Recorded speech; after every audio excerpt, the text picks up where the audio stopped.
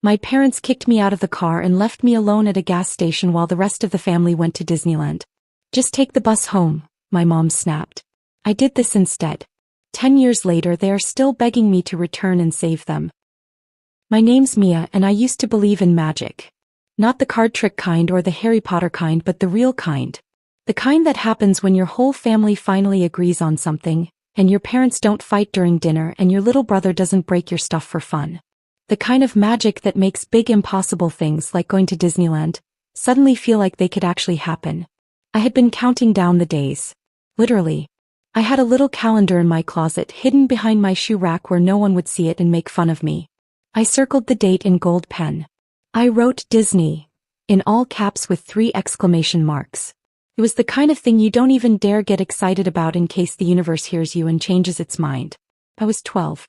And this was going to be the first real vacation we'd ever taken as a family. Well, first for me.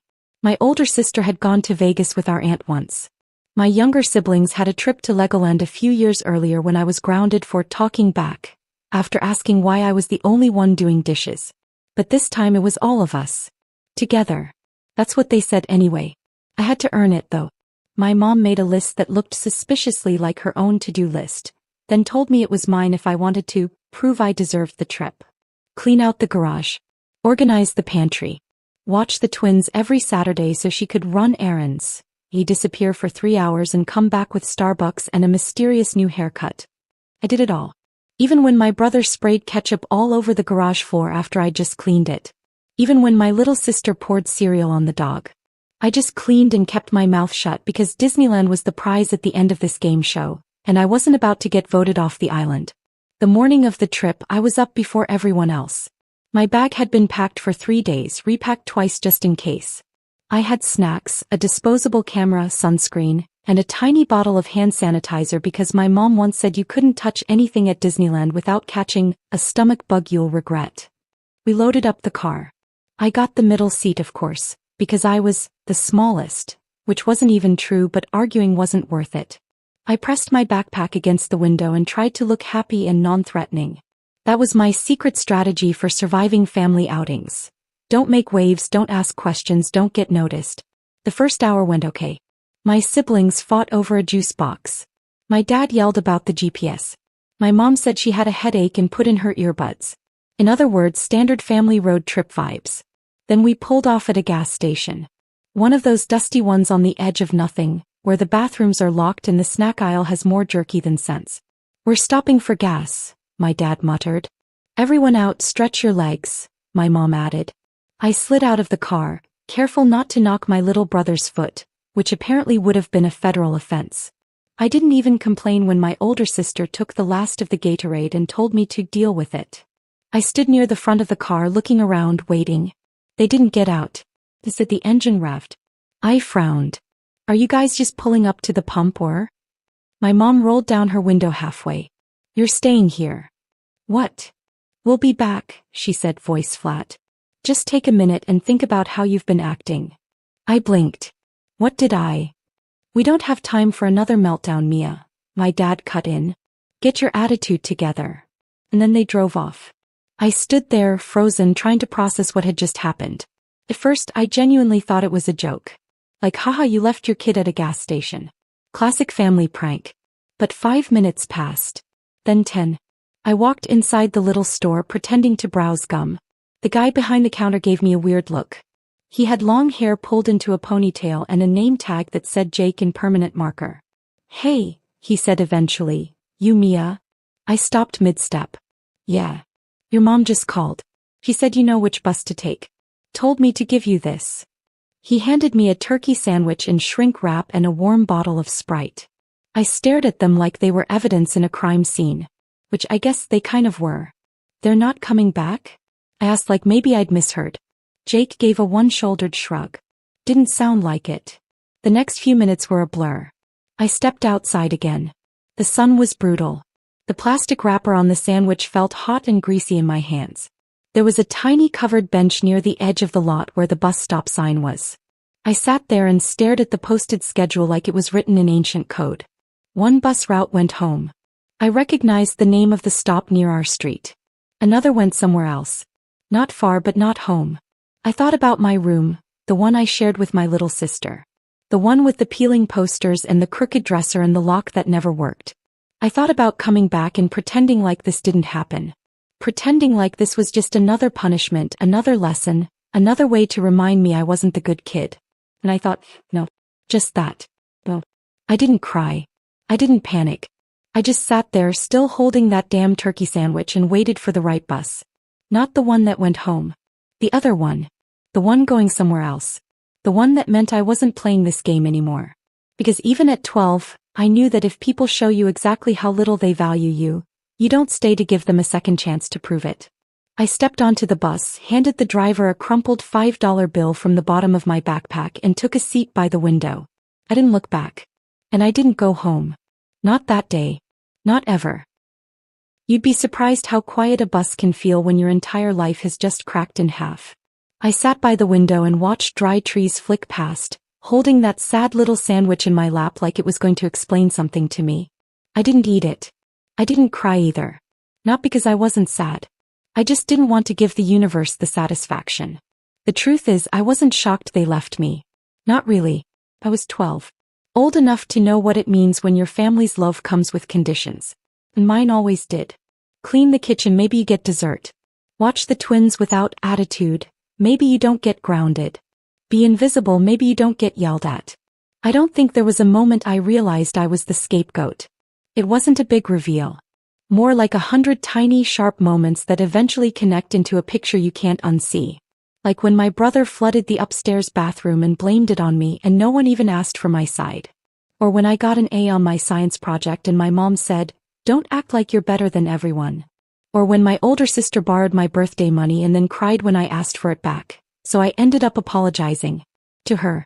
In our house, feelings were currency. And I was always in debt. There was this one afternoon, I was maybe 9, when I cleaned the whole kitchen after dinner without being asked. I was hoping for one of those rare good moods from my mom. She walked in, looked at the empty sink, then frowned. "You trying to make your sister look bad?" she said. I didn't answer. There wasn't a right answer anyway. That was the rule. If something went wrong, it was my fault. If something went right, it was still my fault, because someone else didn't get credit. And somehow I believed that was normal. The first half of the bus ride, I kept checking the window like they'd come driving up in the car, honking and yelling, "Okay, joke's over. Get in." But they didn't. Of course they didn't. Instead, I pulled out a battered envelope from the back of my backpack. I'd kept it for months, tucked inside a notebook where no one would find it. It was from my grandmother. Not my mom's mom. That woman once told me I had self-pity eyes. No, this was my dad's mom. Grandma Nora.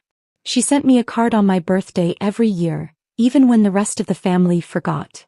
The last one had a note in shaky handwriting. "If you're ever nearby, come visit. You always have a place here." I hadn't seen her since I was 7. She lived a couple cities over and we didn't visit much. My mom said she was a handful. What that really meant was that Grandma Nora didn't put up with BS. And neither would I, not anymore. I got off the bus and walked 2 miles with a blister forming on my heel. I didn't tell her I was coming. I didn't know what I'd say. But when she opened the door and saw me, her expression flickered from confusion to horror to something quiet and warm. She didn't ask for details. She didn't need to. She just stepped aside and said, "You look hungry." That night, I slept on the couch with a warm blanket and a belly full of grilled cheese. No screaming. No slammed doors. Just a grandfather clock ticking in the hallway and the distant hum of an old fridge. The next morning, over tea and a plate of sad-looking toast, she said, "Sweetheart, I love you. But I'm not exactly in shape to raise a kid." I nodded. I don't need to be raised. I just need somewhere safe. She looked at me for a long time. I think she was measuring something behind my eyes. Then she said, "Okay." He meant it to. She didn't hover. She didn't interrogate. She let me find my own rhythm and I let her find hers. At first, I tried to be invisible. Old habits. I did the dishes before she asked. Took out the trash. Organized her pantry. She finally looked at me one day and said, "You're not an unpaid maid, you know." I said, "No, but I'm a house guest. And I clean." She snorted. "Your family." And just like that, something shifted.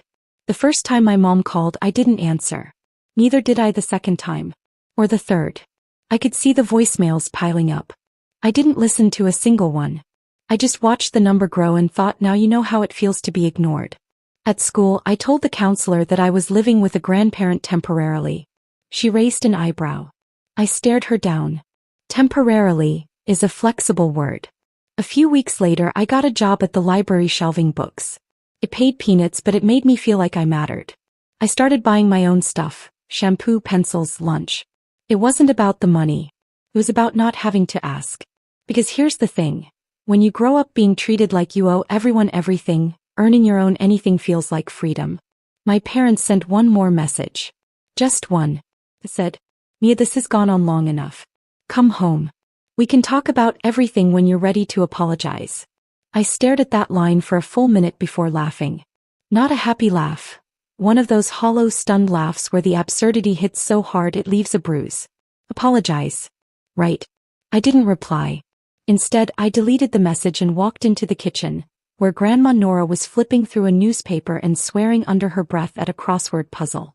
21 across, I said, pointing. It's vindication. She looked up and smirked. That's a big word for a kid. Not really, I said. I earned it. And in that moment, something crystallized in me. I wasn't just surviving anymore. I was choosing. Choosing who I lived with, who I answered to, who I let in, and most importantly, who I didn't.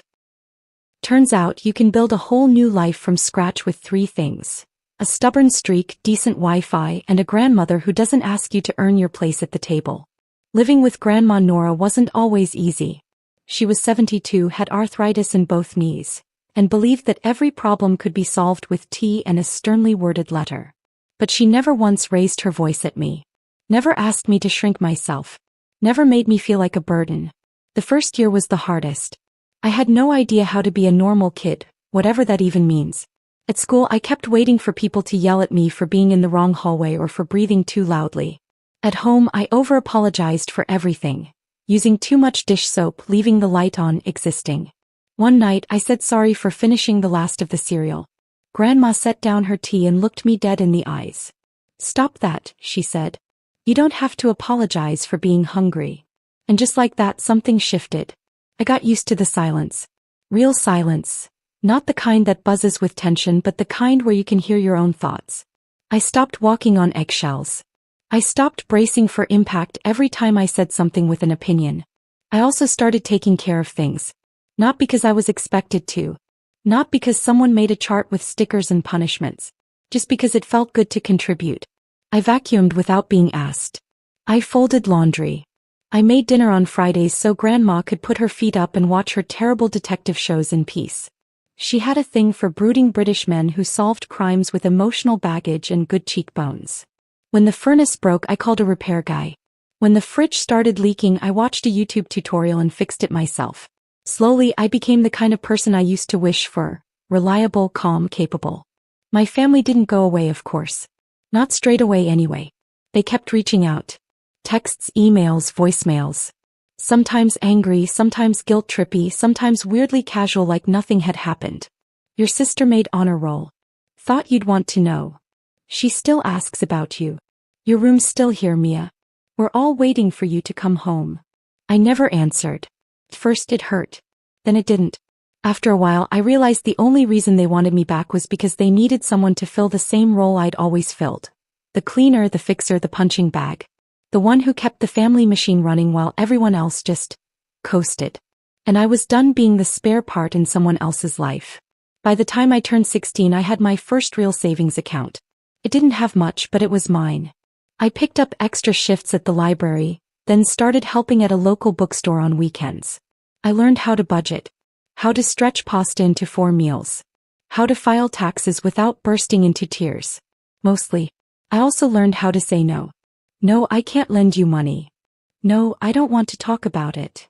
No, I'm not coming to Thanksgiving. Grandma backed me every time, even when she didn't fully understand why. "I don't like to speak badly about your parents," she said once, which was her way of saying I absolutely will if you push me. "But I will say this, you don't owe them what they refuse to give you." That sentence stayed with me. Still does. When I graduated high school, Grandma took me out to dinner at the diner down the street where the waitress always gave me extra whipped cream. She slid a little box across the table. Inside was a silver key. "Your key to the house," she said, like it wasn't already mine in every way that mattered. I almost cried. But instead I smiled, tucked it in my pocket and told her I'd make pancakes the next morning. After high school I started working full-time and taking classes part-time at the community college. It wasn't glamorous. I paid for everything: books, tuition, late-night snacks, heating bills. I even surprised Grandma with a new recliner for her birthday, which made her cry harder than I'd ever seen. We had our routines. Monday night crossword puzzles. Sunday grocery runs. Evening tea, always too hot, always served with unsolicited advice. Don't date boys who ask you to shrink. Never trust a man who won't eat leftovers. You're allowed to be angry. Just don't let it rot you. Sometimes we argued. Sometimes we sat in silence. But we were never afraid of each other. That alone made it feel like home. And then one October morning she didn't come downstairs. I knew before I even reached her door. The funeral was small. A few neighbors, a couple of Grandma's old friends from church. The lawyer handed me a folder and said, she was very clear about what she wanted. The house was now mine. No debts. No liens. Just an old creaky home with a leaky roof and hardwood floors that groaned when it rained. I was 22 and I didn't have much money. But I had something most people my age didn't. A place to call my own. Then the emails started. Not from Grandma's friends. From them. First came the text. "Hey Mia. Heard about Nora. Sorry for your loss. We were thinking maybe we could reconnect." Then came the guilt. "I know things have been tense but we're still family. Your sister really looks up to you." Then the bomb. "She got into Cal State. Great program. No scholarship. We're short. Could you maybe take out a small mortgage on the house? Just a little one. You wouldn't be paying it, obviously. Of course. Because who else would be expected to mortgage their stability for someone else's convenience?" I stared at the message for a while.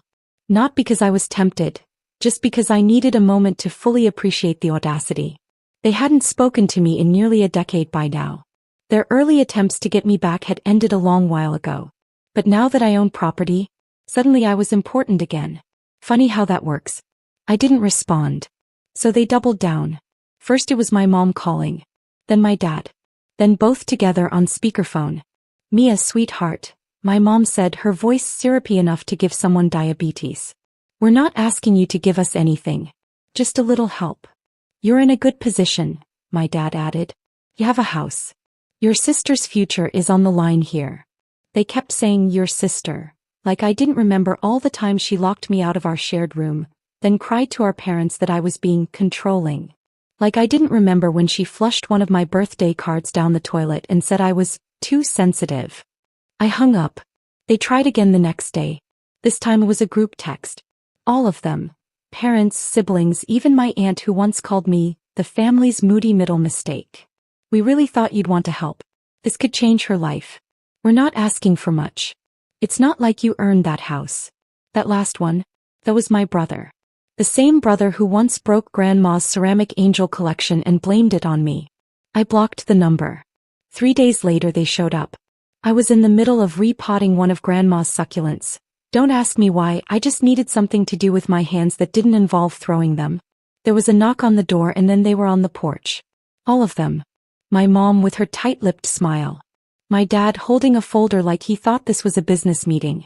And my sister standing behind them, pretending to look humble and not like the smug golden child she'd always been. I opened the door just wide enough to lean on the frame. "Wow," I said. "All this for little ol' me?" My mom launched in immediately. "We're just here to talk. Face to face. Like a family." Was leaving me at a gas station also a family conversation? She flinched. Only a little. "Progress. Mia," my dad said in his "you need to be reasonable" voice. "We know things got complicated. But it's been years. Your sister has this opportunity and we don't want to see it wasted." I looked at my sister. She gave me the same tight-lipped smile our mother wore. Copy-paste. I already said no. "But why?" she said, voice soft. "You don't even need the money. You live here alone. Grandma would have wanted." Grandma left this house to me. I cut in. Not to a committee. Not with conditions. And not because she wanted it used as a college fund for the kid who didn't even show up to her funeral. That one landed. My sister's face hardened. You're seriously going to throw that in my face? You're seriously going to act like you deserve anything from me? My mom stepped in. You're being cruel. She's your sister. She's your favorite, I corrected. There's a difference. My dad, clearly tired of the dramatics, opened his folder. Look, we've already spoken to a mortgage advisor. It's a good deal. The payments would be minimal. I didn't even let him finish. I pulled out my phone and sent one text. My neighbor and good friend Lena was there in under 2 minutes. Now you have to understand something about my neighbor Lena. She's 5'0", retired corrections officer, hair like a steel wool halo, and the kind of woman who could clear a room just by narrowing her eyes. She calls everyone sweetheart in a tone that makes it sound like a threat. She showed up on my porch holding a mug of tea and wearing a sweatshirt that said "Not today, Satan." Is there a problem? She asked mildly. My mom turned startled. Excuse me, this is a family. This is a doorstep, Lena interrupted. And I know whose it is. My dad raised a brow. We're having a private conversation. Lena smiled. Oh good. Then you won't mind having it somewhere else. They stared at her for a beat too long, like they weren't sure if she was kidding. She wasn't. Go, I said. Before this turns into a police call. My mom looked at me like I'd slapped her. After everything we've done for you? That was it. I laughed. Out loud. It was ugly and loud and cracked in the middle, but it was real. You mean like the time you forgot to pick me up from school in the rain? Or the Christmas I got socks while everyone else got iPads? Or the time you left me at a gas station and told me to figure it out? My sister rolled her eyes. God, Mia. That was forever ago. Yeah, I said. And I'm still the only one who paid the price. They left. Not right away. There was some huffing. A few muttered insults. My mom did the slow dramatic turn like she thought I might stop her. My sister whispered something that probably had the word selfish in it. My dad gave me one last look like he was waiting for me to feel guilty. I didn't. I shut the door. Lena sat with me after, sipping her tea like nothing had happened. You okay, sweetheart? I think I am, I said. Finally. That night I made Grandma's soup recipe, lentils too much garlic the way she liked it. I sat at the kitchen table and ate it slowly, feeling the quiet settle into the corners of the house. No one was coming to take it from me. No one was coming to tell me who I had to be. It wasn't just a house anymore. It was proof. Proof that I survived. Proof that I chose myself. I didn't have money to burn. I didn't have a degree from some shiny school or a family that bragged about me at dinner parties. But I had peace. And I had a front door that only opened to people who knew what love actually looked like. 10 years ago they told me to take the bus home. I didn't. And I never will. It's been 2 years since that day on the porch. No one from my family has shown up since. Not physically anyway. Sometimes I still get those weird passive-aggressive emails around the holidays. Stuff like, hope you're doing well. Your sister just made Dean's list. As if that's supposed to crack me open like a walnut. But it doesn't. I still live in this house. I fixed the leaky roof. Painted the kitchen a soft green. Got a dog. His name's Basil. He snores louder than any person I've ever met and chews exactly 1 slipper per month like it's a subscription box. I work full-time now. Still study part-time. I make my own money. I pay my own bills. I live on my own terms. And every once in a while I drive past the gas station where it all started. Just to remind myself how far I've come. But sometimes late at night I still wonder. Did I do the right thing? Or did I go too far? Did I protect myself? Or shut the door too hard on people who maybe, could have changed? I don't know. But I do know this. The girl they left behind. She never would have had the guts to ask those questions out loud. And the woman I've become? She's still figuring it out. If you've ever been in a situation like this, or even close, tell me what you think. Did I do the right thing? Leave a comment. I'm listening. And if you want to hear more stories like this one, hit subscribe.